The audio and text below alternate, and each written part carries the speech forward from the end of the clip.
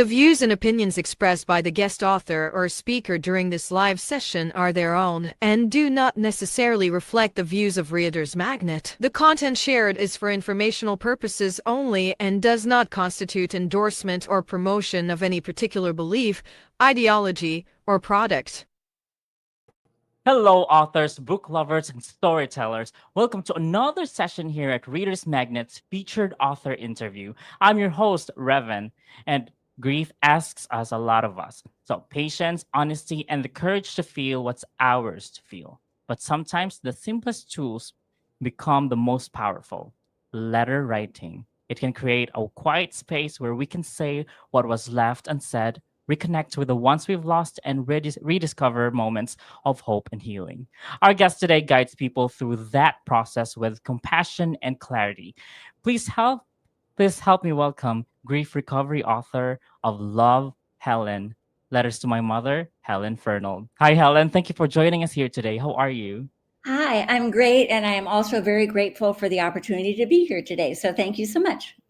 Yes. So for all our viewers out there, our author today, Helen Fernald, is actually one of the featured authors um, in our next event. So she's one of our featured authors at the Festival of Storytellers. So, Helen, so how are you feeling about that?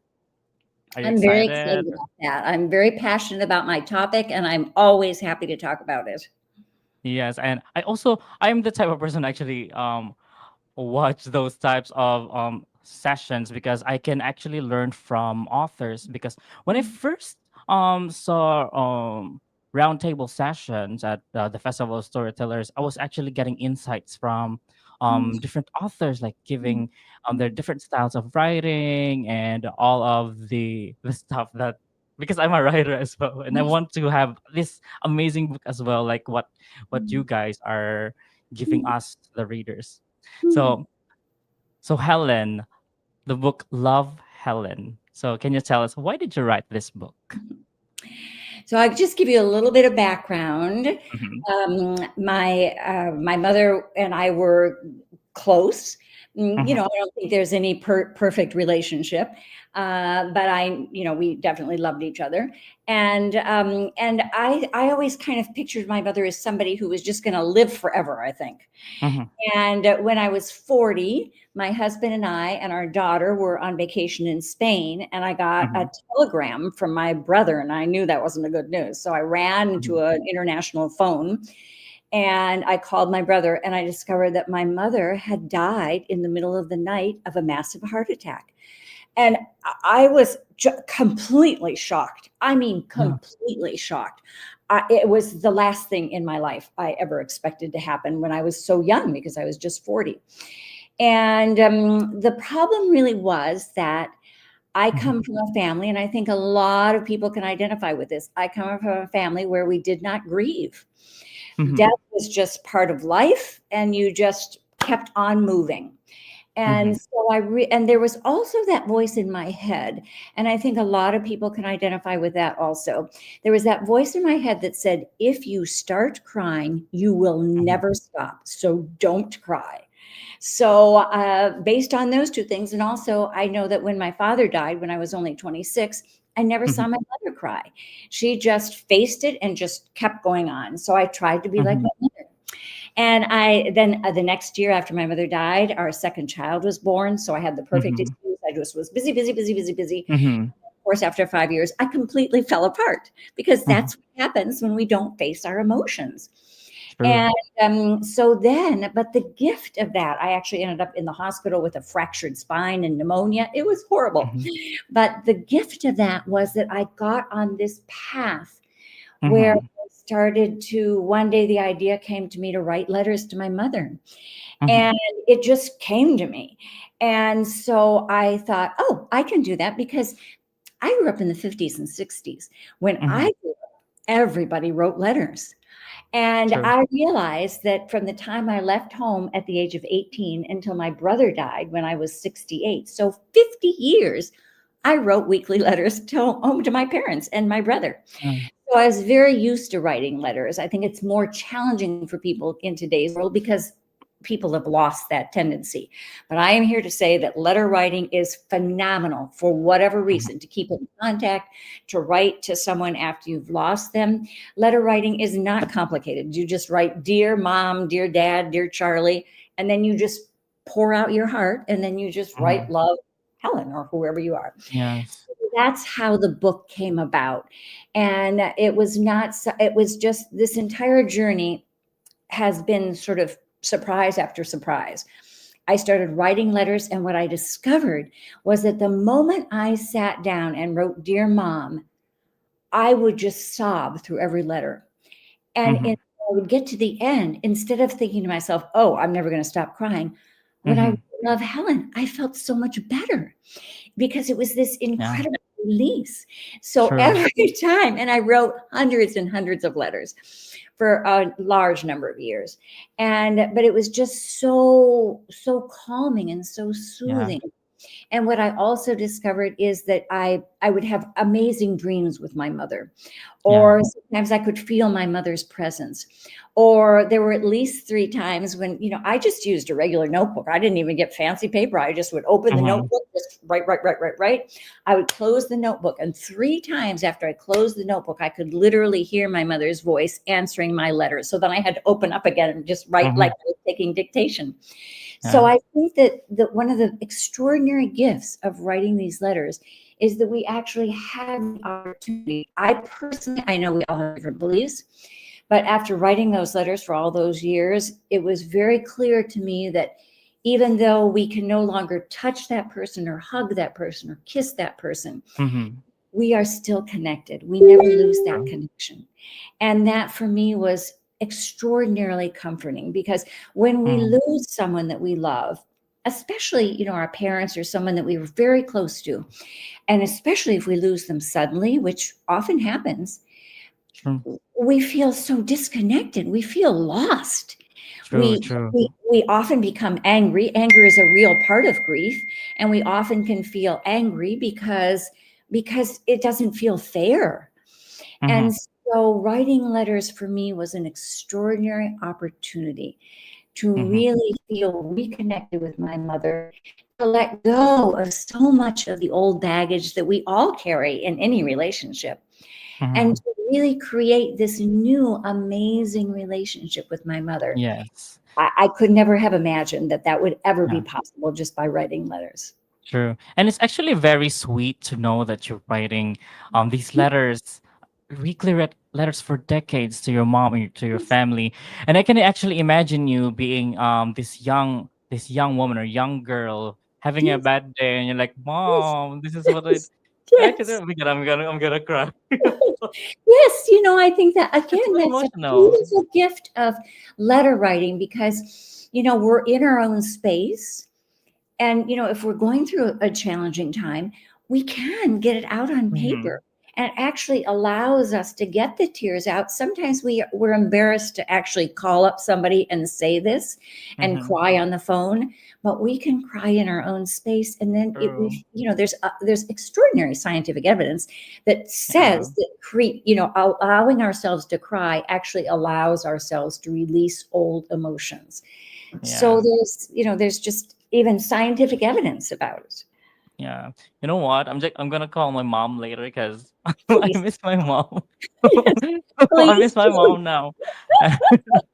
Please do. Believe me, Yeah. if the other day somebody was talking about calling her father every morning, and then she said, well, maybe I shouldn't call him so often. And I was like, no, no, absolutely call him as often as you Mhm. want, please. Yeah. I will do Because that definitely. And by the way, Helen, your book is actually about the letters that you wrote. So yes, it's yeah, actually very unique from all the books that I've read, and this one are letters. yes, So I let me think just that is, how yes, did you thank choose you. letters? I think that actually is what makes my book so unique. I wrote Mhm. hundreds of letters. And then I kept hearing the number 40. And I finally thought, oh, I should include 40 numbers because nobody's going to read hundreds of letters. So I Mhm. tried to pick out 40 letters kind of on the arc of the time that I wrote and covering different times in my life and just including different things and different, all sorts of grief. I talked about the grief of a father, the grief of a friend, the grief, Mhm. just and even empty nesting grief as my son grew Mhm. out, Len left for college, and the death of our pet. So grief really, it's not just a one thing. That grief is universal, and it comes Mhm. in so many ways. And I think the biggest lesson that I learned was that we as human beings need to learn to befriend our grief. Our grief is not the enemy.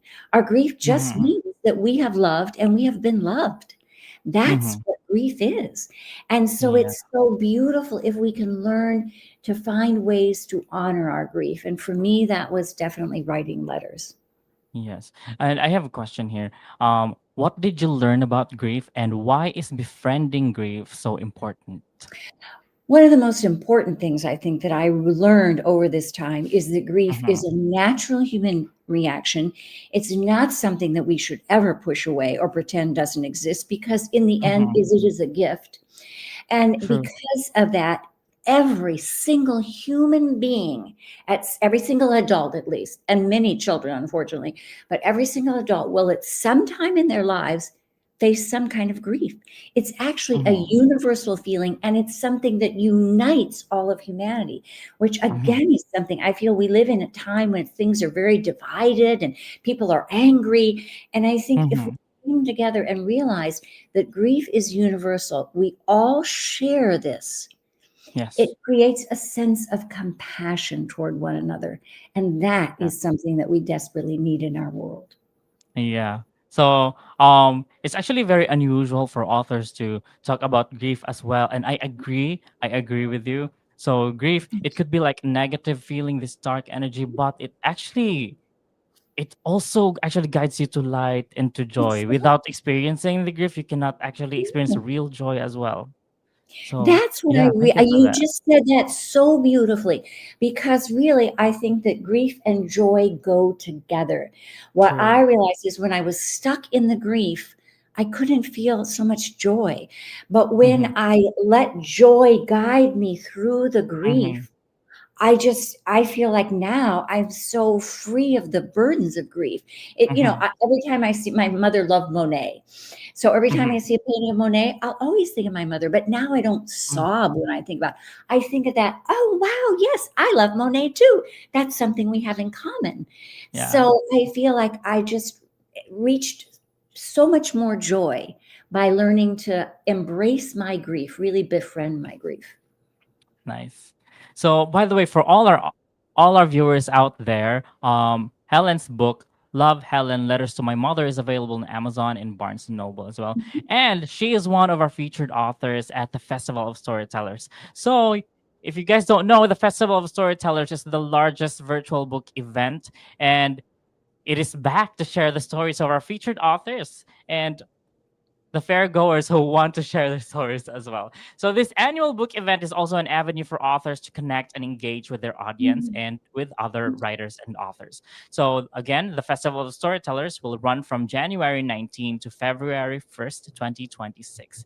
And you don't even have to go anywhere. You can just sit there, enjoy your coffee, enjoy your cake, and enjoy this festivity right at the comfort of your home. So if you are an author or a fairgoer, go ahead and visit us at www.thefestivalofstorytellers.com. Once again, that's www.thefestivalofstorytellers.com. Sign up today for free.